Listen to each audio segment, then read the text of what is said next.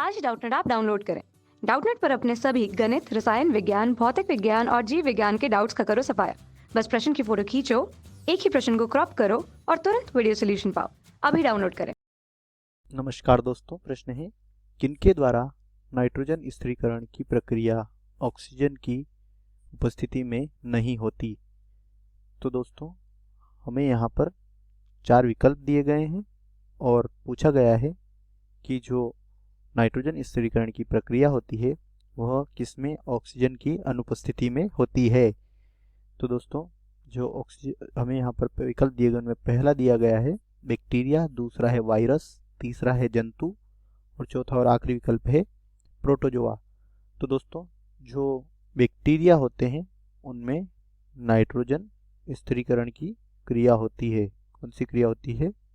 Nitrogen स्थिरीकरण की क्रिया होती है। और नाइट्रोजन स्थिरीकरण की क्रिया के द्वारा जो जो जीवाणु होते हैं वह नाइट्रोजन को वायुमंडलीय जो नाइट्रोजन होती है उसे किसमें परिवर्तित कर देते हैं?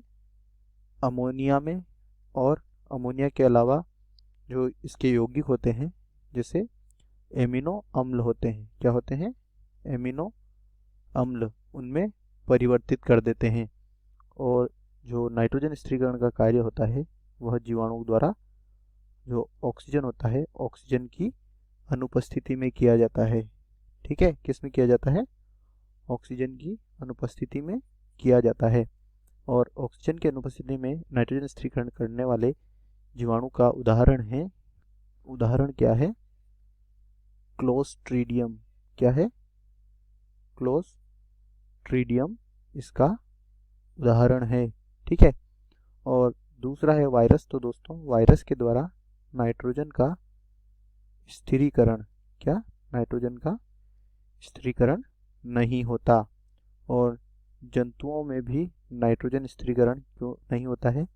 क्योंकि इनमें नाइट्रोजन स्थिरीकरण के लिए आवश्यक एंजाइम नाइट्रोजिनेज नहीं पाया जाता है। और प्रोटोजोआ के द्वारा भी नाइट्रोजन स्थिरीकरण नहीं होता है। तो दोस्तों, जैसा कि हमारा प्रश्न है कि किनके द्वारा नाइट्रोजन स्थिरीकरण की प्रक्रिया में ऑक्सीजन की उपस्थिति में नहीं होती है। तो दोस्तों, जो बैक्टीरिया होते हैं उनमें नाइट्रोजन स्थिरीकरण O2 की अनुपस्थिति में यानी कि O2 की उपस्थिति में नहीं होता है। और जो ऑक्सीजन की अनुपस्थिति में नाइट्रोजन स्थिरीकरण करने वाले जीवाणु का उदाहरण है क्लोस्ट्रीडियम। इस आधार पर हम कह सकते हैं कि उपरोक्त चारों विकल्पों में से जो पहला विकल्प है वो हमारे प्रश्न का सही उत्तर है। आशा करता हूँ दोस्तों आपको यह उत्तर समझ में आया होगा। धन्यवाद। कक्षा 6 से 12वीं से लेकर नीट, IIT, JEE वो एडवांस के लेवल तक 1 करोड़ से ज्यादा छात्रों का भरोसा। आज ही डाउनलोड करें डाउटनेट ऐप या व्हाट्सएप करें अपने सारे डाउट्स 8400 400 400 पर।